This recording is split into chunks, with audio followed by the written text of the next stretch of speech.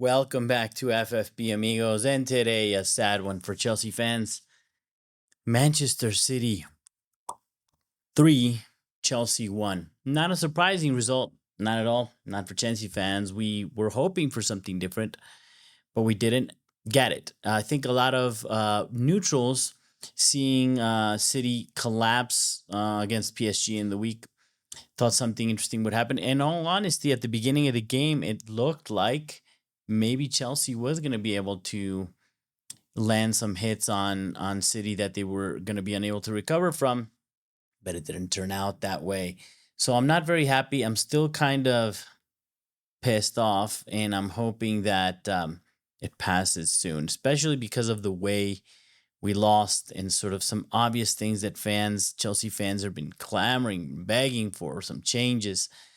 But hey, it is what it is. And some of them are up to the board, some of them are down to Maresca. And well, some players had a good game, most of ours did not. So when the game begins, I'm already thinking, why is Madueke in the lineup? In the lineup, why is Madueke in the lineup? And it proved to be a very bad idea, I think. He did what Madueke does, right? In the preview, if you guys heard me, I said, I'm hoping that because in this match, he's been running into like forest of legs because we're playing against the low block. This match should have a lot of space. He found the space. He was able to play into that space. But again, that just exposes another weakness in his game as a young player. He's not there yet. And that sort of final decision, not great. And I was having those vibes at the beginning. One positive thing turned out to be that positive. Actually, in my predicted lineup, I did not have Colwell in, and we'll see later. I don't think he had a pretty bad match. But it looked decent having Cucurella and Reece James and Chalawa in there.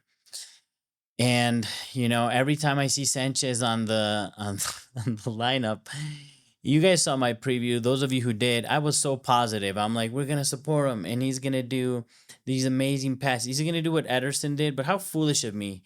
Like, they're not in the same universe, Ederson and Sanchez, but sort of some balls that Ederson played today. I was hoping that he was gonna deliver on that and something like that for us, but that wasn't. But I'm always upset and pissed off that he's playing. But you guys saw the comments this week. He said, not only did Maresca defend the indefensible, in my opinion, which now Sanchez leads the league. I think it's 5 errors leading to goal. But they should count the errors that should have or could have led to goal, because he's always offering those up, and he offered them today. And he's not only did Maresca, as you guys saw, stand by him, and those neutrals that don't know and didn't watch the press conference, he just shat on some other players to make him feel better, I guess. He's like, what about Caicedo? He's made some mistakes, and Noni made mistakes. I was like, what are you doing, bro? Like, shut up. Like, just, avoid the question, or say something else crazy, but don't crap on other players. We know you stand up for this guy. We don't understand it. The fans do not understand it and will not understand it. In any case, that was surprising. And the thing that I was surprised about is that City was playing Kusanov and Mamouche, whatever you want to call it, the 2 new guys. I'm like, oh, damn, playing 2 new guys in. Things must be really bad. You're playing in the 2 new guys just fresh off the plane to play at the, okay, I won't call it the Etihad. Since you win, you get that right today. At the Etihad, and at a Premier League game, especially one of them, Kusanov, suffered a little bit. So in the second minute, a horrible mistake from this guy, and it I feel so bad for him.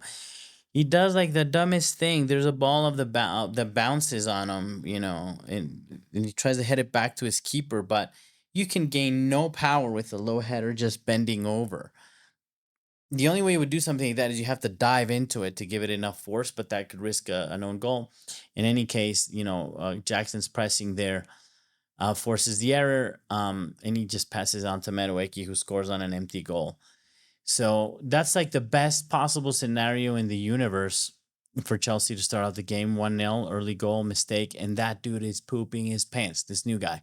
As a matter of fact, you saw over and over that like Silva or whatever, they would just drop deep to help him, to play out and not force him to play out, because he seemed really nervous. And actually, not only him, but I felt City was nervous in the quite few minutes of that game. Like they didn't find the rhythm. They felt prone to error. They weren't that sharp on their ball. I think they found their play towards the end, especially in the second half. But at the beginning, they looked very shaky. In the 8th minute, Jackson had a clear opportunity. Um, it was a tap in, really, for a very skilled striker. It was a tap in. And yes, so it was an opportunity. We had an attack. Palmer could have done better, which again he did not. It's probably one of the worst games I've seen him. It's not like he did anything terrible. He didn't do much at all. He was kind of lost on the field. But he had a great opportunity where he took too long to pass because he would have left Jackson alone on goal with a tap in, and or he should have taken the shot, but he sort of doubted to release the pass quick enough, and then didn't take the shot, and then tried to pass it to Jackson, who apparently is having a problem with his left leg, and tried to control the ball. By then, goalkeeper and defense is in play, and we lose. Chelsea should have been 2 up. And as you know, I've been saying this, and a lot of Chelsea fans believe this. If Chelsea do not score 3 goals, there's no result, especially against a Man City, which you're going to get scored on. So once you start missing those, you start getting the bad vibes. But I'm still trying to be positive. But we should have been 2-0 up. And, a minute after that on a counter, sort of same thing. Like I've been saying in the preview too, they're susceptible, very susceptible to a quick player, to a counter wide in wide areas, or to really quick play on wide areas. In transition, they're weak. And so were we. So like 30 seconds after that, Foden takes a shot and hits the post. We're really lucky. So Chelsea ideally would have been 2 up by then, and I think we would have had a match. What I saw different today, there was some tactical changes. You saw Chelsea looking as a 4-4-2 at times when we were defending in a low block, in a 4-2-4 when we were pressing, when we were trying to press high up in the field. So we were trying to not let them play out wide. And they were very interesting. We were pretty sharp in the trigger, and I saw some things that I liked. Chelsea was aggressive. We were hard on the press. We were pushing players around, and for a little bit I got a glimpse of the old Chelsea, which other teams ask other fans, older guys that would come play Chelsea, even the magical, like the best Barcelona ever. They saw us as like sort of the Ivan Drago, the way I see Haaland now, but of the Rocky Four. If you guys haven't seen that, then I don't know what the hell's wrong with you. But like the bad guy. We were like the bad guy. We were tough. We were dirty. We were, and we were wasting time, quote unquote, wasting time, because in the goal kicks throughout the game, we would play a short one to pull the press right into our box, and then try to play wide because supposedly we have a great ball playing keeper, which it worked out a couple of times, to be honest. Nothing that led to an opportunity, but we did find a couple of passes. But the point being, we actually Colwell got a yellow for delaying play, for taking too long when we were doing that. In any case, on the 20th minute, Chelsea's counter-attacking wide, City's weakness, and we're playing. That's where we suddenly unveil something that scares me. We're at the Etihad playing a super high line. I'm talking midfield high line. I'm talking the line that was corrected at Liverpool, for example, right? Where they would play a line that was too high and make them susceptible, and that was like too aggressive football, and with the quality that they had, and we're playing it high. So I made my note right there in the game, like, oh man. But however, that worked out a little bit throughout the game, several times, until it didn't. But it worked in that we caught a City offside a lot. New guy Mamouche offside. We caught them offside plenty of times. And we were being physical, so it's kind of working. I'm just in doubt because, we have a young team. It's a hard thing to sustain. It's very difficult. Like, it's one mistake and you're leaving somebody in acres of space, which we saw later. In the 33rd minute, again, they get a chance, but, they're played offside. And Sanchez makes his first little mistake. He plays the ball to a City player who leads to a chance, but fortunately nothing happens. But inevitably in the 41st minute, this high line fails. And Gvardiol's been warning us. He's playing in behind. So they were kind of sucking, to be honest. Like they were lost. Not having Kevin De Bruyne in the match is difficult for them. That's the only source of any play. Like Foden is not the same player. Nothing's coming without KDB. And the new guy that's running in, and in Gvardiol even being caught offside. And in this one, they don't get caught offside. And why?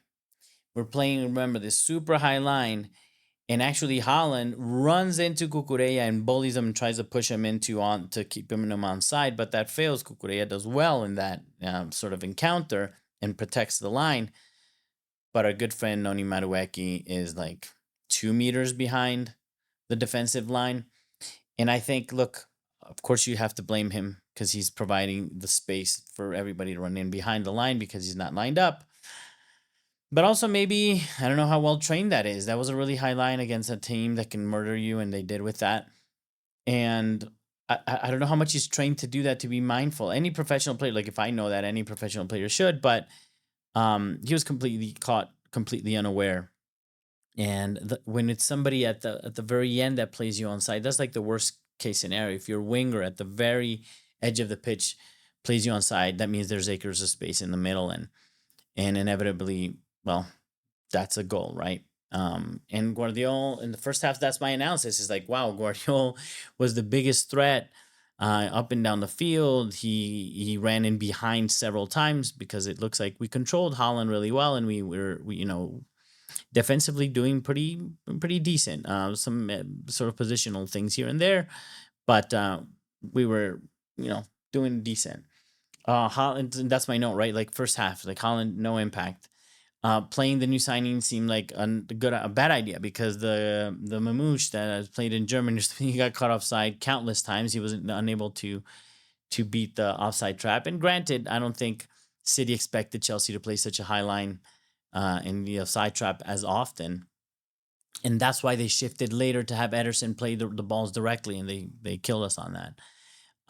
And again, there was this opportunity, another one that Madueke shot took, but he, as expected, he doesn't have that final product, that quality for that final ball to put it in. In my thoughts there, I know Joao Felix was not available for this match. Apparently, some personal reason he had to travel. I hope everything is okay. But it makes me sad that because I know what's coming. We're gonna get scored on. We're gonna need somebody. We're gonna try to react. And Palmer's not in the game, so we need a creative. We need a creatively on the midfield because I think physically, Caicedo always does a great job.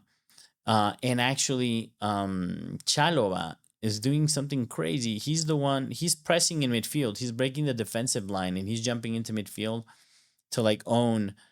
Sometimes it's the second man on Haaland, or to not let Foden turn.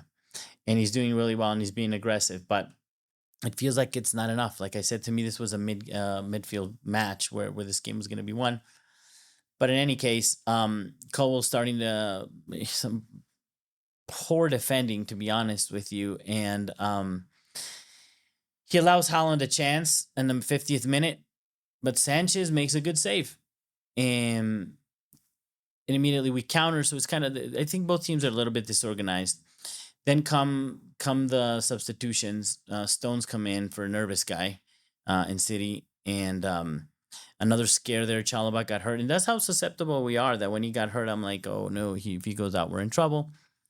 In any case, Jackson is just like, I'm wondering the whole time, is like Palmer, Jackson, and Sancho. Like, where are you?